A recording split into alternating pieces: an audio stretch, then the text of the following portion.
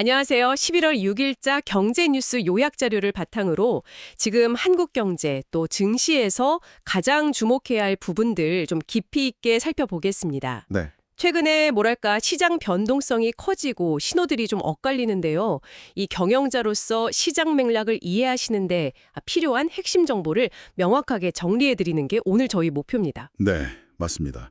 특히 코스피 급락이랑 환율 급등 속에서 개인 투자자들은 오히려 막 사고 또 한편에서는 공매도가 늘고 이런 상반된 모습이 많거든요. 그렇죠. 이 데이터들이 진짜 뭘 의미하는지 또 어떤 점을 주목하셔야 하는지 그걸 좀 집중적으로 짚어보겠습니다. 네, 좋습니다. 그럼 먼저 시장 상황부터 볼까요? 어제 코스피가 장중에 6% 넘게 빠지면서 사이드카가 발동됐고 원달러 환율은 장중 1,450원을 넘었다가 결국 1,449원에 마감했죠. 네, 정말 변동성이 컸어요. 네. 아무래도 외국인들이 대규모로 팔아치운 게 결정적이었습니다. 그러나 이제 밤사이에 미국 기술주, 특히 그 필라델피아 반도체 지수가 3% 넘게 오르면서 오늘 조금 진정되는 데는 도움이 됐죠. 네, 다행이네요. 그럼 이런 변동성 큰 장세에서는 뭐가 제일 중요할까요? 역시 그 위험 관리입니다. 포트폴리오 안에 현금 비중을 좀 조절한다든지 아니면 달러 자산을 좀 넣어둔다든지 하는 그런 해지 전략이요? 네, 위험 회피 전략을 미리 세워두는 게 필요하고요. 특히 그 수입 많이 하는 기업들 있잖아요. 네, 그렇죠. 원자재 같은 거. 네, 그런 기업들은 환율 변동 위험 줄이려면 결제 통화를 좀 다양하게 가져가거나 아니면 그 미래 특정 시점에 정해진 환율로 거래하는 선물환 계약 이런 걸 좀 적극적으로 활용해야 합니다. 선물한 계약. 네, 알겠습니다. 그런데 이렇게 시장이 불안했는데 개인 투자자들은 이틀 동안 5조 원이나 순매수했다는 거 이거 참 흥미로운데요? 네, 맞아요. 이게 좀 의외일 수 있는데 주로 반도체 같은 대형 우량주들 있잖아요. 네네. 이걸 이제 싸다, 저가 매수 기회다 이렇게 본 투자자들이 많았던 것 같아요. 아하. 그리고 고객 예탁금이나 활동 계좌 수 늘어난 걸 보면 시장 주변에 대기 자금도 꽤 있다는 신호거든요. 네. 특히 그 지수 오르면 몇 배로 수익 나는 레버리지 ETF 쪽으로 돈이 물린 것도 좀 눈에 띄고요. 와, 레버리지까지 상당히 공격적이네요. 네, 좀 그렇죠. 다만 이렇게 개인 투자자 위주로 시장이 움직일 때는 변동성이 클 수 있으니까요. 외국인들 선물 시장 동향이라든지 또 조금 뒤에 얘기할 공매도 추이 이런 것들도 같이 보면서 좀 신중하게 접근할 필요는 있습니다. 네, 그 말씀하신 공매도 얘긴데요. 다른 한편에서는 주가 하락에 베팅하는 움직임도 커지고 있다고요. 주식을 빌려서 파는 공매도, 그리고 아직 갚지 않은 물량인 대차 잔액, 이게 급증했다는 소식입니다. 네, 맞습니다. 공매도 잔액 규모가 유가증권 시장에서 12조 원대, 코스닥에서 5조 원대로 이게 한 달 전보다 각각 9%, 14%나 늘었어요. 와, 꽤 많이 늘었네요. 네.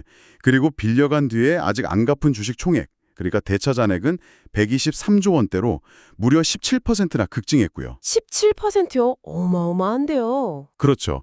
이건 앞으로 주가가 좀 떨어질 거다. 이렇게 보는 시각이 강해졌다는 명백한 증거입니다. 잠재적인 매도 물량이 많다는 의미고요. 그럼 이게 시장에 부담이 될 수 있겠네요. 네, 특히 요즘처럼 개인 투자자 비중이 높을 때는 이런 공매도 증가는 만약에 기업 관련 안 좋은 루머나 뉴스가 나오면 시장에 더 민감하게 반응하게 만들 수 있어요. 그래서 기업 입장에서는 좀 선제적으로 그리고 투명하게 IR, 그러니까 투자자들과 소통하면서 신뢰를 관리하는 게 어느 때보다 중요해졌습니다. 네, IR의 중요성이 더 커지는군요. 알겠습니다. 자, 그럼 시장 전체 분위기 말고 좀 흥미로운 업종별 소식도 있었죠? 여행 쪽은 일본, 베트남 도선 항공권은 비싸졌는데 태국은 싸졌고 또 제철 맞은 과메기는 풍년이라 가격이 내렸다면서요. 네네. 항공권 가격은 아무래도 수요가 특정 지역으로 쏠리거나 안전 이슈 같은 게 좀 부각되면서 나타난 현상으로 보이고요. 네. 기업은 이제 이런 수요 변화를 빨리 파악해서 상품 구성이나 프로모션 전략을 좀 유연하게 가져가야겠죠. 그렇죠. 대응이 중요하겠네요. 과메기는요? 과메기 같은 계절 상품은 또 재밌는 게 가격 변동 자체를 마케팅 기회로 삼을 수 있거든요. 가격이 내렸을 때 오히려. 네, 지금이 딱 먹기 좋을 때다, 가격도 좋다, 이런 식으로요. 판매 시점 잘 잡고 좀 재미있는 이야기 곁들이거나 아니면 관련 상품, 뭐 술이라든지 채소 같은 거랑 묶어서 팔면 부가가치를 더 높일 수 있겠죠. 아하, 묶음 판매. 좋은 전략이네요. 자, 마지막으로 AI 관련 논쟁을 좀 짚어보겠습니다. 파이낸셜 타임즈가 한국 같은 아시아 증시가 AI 기술주에 너무 의존하고 있다. 그래서 미국 기술주 흔들리면 위험할 수 있다. 이렇게 경고했다고요. 네, 그 FT 보도 내용인데요. 뭐 일리 있는 지적입니다. 특정 테마, 특히 해외 기술주 움직임에 너무 연동되는 구조는 분명히 위험 요인이 될 수 있죠. 네, 그렇죠. 하지만 또 다른 측면도 봐야 합니다. 예를 들어 메모리 반도체 실적이 개선될 거라는 기대감이라든지 정부의 정책적 지원 같은 랠리를 뒷받침하는 긍정적인 요인도 분명히 있거든요. 양면이 다 있군요. 네. 중요한 건 결국 AI라는 그 기대감, 즉 스토리와 기업의 실제 수익 창출 능력, 그러니까 현금 흐름 사이에서 균형점을 잘 찾는 겁니다. 균형이 중요하다. 네. 그리고 AI 인프라 투자가 단순히 반도체에서 끝나는 게 아니라 뭐 전력이라든지 데이터 센터 냉각, 신소재 같은 다른 관련 산업으로 어떻게 확장되는지 이 전체적인 가치사슬, 밸류체인 관점에서 기회를 보고 또 위험을 관리하는 전략이 필요해 보입니다. 네, 전체적인 그림을 봐야 한다는 말씀이시군요. 자, 그럼 정리를 좀 해볼까요? 현재 한국 경제와 증시는 단기적으로는 변동성이 커졌지만 그 안에서 또 새로운 기회를 찾으려는 움직임도 아주 활발한 좀 복합적인 국면이다. 이렇게 볼 수 있겠네요. 맞습니다. 그래서 환율 같은 거시지표도 잘 봐야겠지만 개별 산업이나 기업의 본질적인 가치를 잘 따져보는 지혜가 필요해 보입니다. 정확하십니다.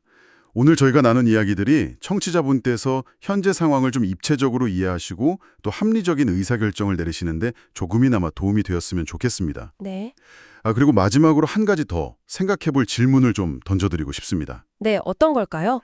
이번에도 확인됐듯이 이 개인 투자자들의 시장 영향력이 과거랑 비교할 수 없을 정도로 정말 커졌잖아요. 네, 그렇죠.